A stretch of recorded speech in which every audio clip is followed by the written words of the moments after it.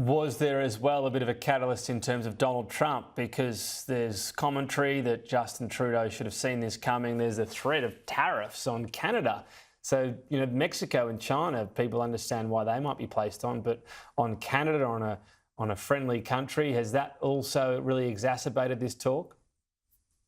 Yes, that has been a complicating factor for sure. I think once Donald Trump won the election in November, and then there was a sense of a clock ticking on what that would mean for Canada when he actually takes office. So obviously he's not president yet, but he has announced some of the things that he plans to do, including 25% tariffs on anything coming into the U.S. from Canada, starting January 20th or 21st. This would be devastating to the Canadian economy. And as you say, Canada and the US are friends, and so quite a shock. But from Donald Trump's perspective, he is very, he believes that there is a trade deficit between Canada and the US, and that the US is essentially subsidizing Canada. And in his mind, he wants to right this relationship. He wants to right this imbalance, and this is how he proposes to do it. I think he's made some demands around Canada taking measures at the borders to make sure that there are not illegal migrants crossing into the U.S., that there are not illegal drugs, specifically fentanyl, getting into the U.S. Those are what he has articulated as his concerns. And we do have a border plan that the government was going to announce today, but that kind of seems to have gotten lost in the shuffle. It's in there somewhere. But I think even if those things go through, I think Freeland's concern is what happens when the tariffs come, if they come, and we don't have the economic strength to be able to deal with it because of expenditures that have happened that the Prime Minister wants that are taking us away from that kind of financial security. And so over those issues, it seems that the two could not see eye to eye anymore. And she's been the deputy, so is this the potential play? You go nuclear and hope that in the end he has to resign and they go to her, who's made this bold move?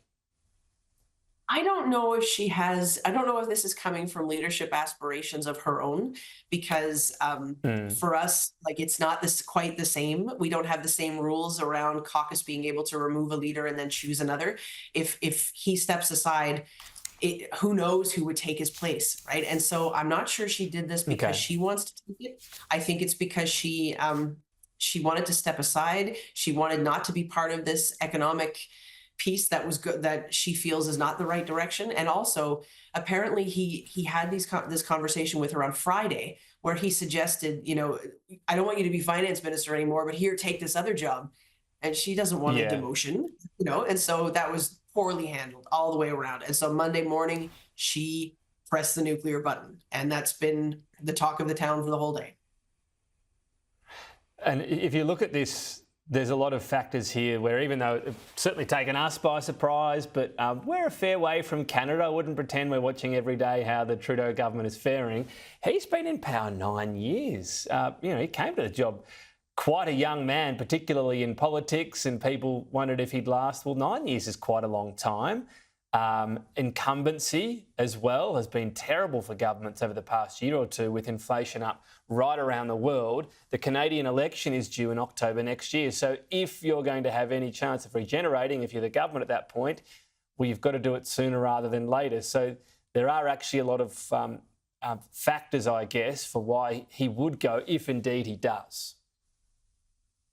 Absolutely. I think that has been a big part of the watch, right? Like, to see whether he actually steps aside.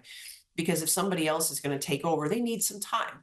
This party has been totally remade in Justin Trudeau's image. When he became the leader in 2013, the party was at the lowest point that it had ever been. It was at 34 seats in the House of Commons, which is, more awful than any Liberal thought was possible at the time.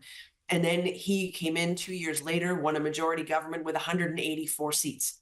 And so this was no wonder he has a savior complex, because this is a pretty unusual situation. But since then, like it will for anybody, right? His brand has tarnished a bit. People can only have so much political capital, and he's lost a lot of his. And so I think now for a lot of people, he's at the end of the road, but he doesn't seem to grasp that. And so he's not making a space available for somebody else to come in and take over. There you go. All right. Great to get a wrap of things. Lori Turnbull, appreciate your time today. Thank you. Thanks for having me.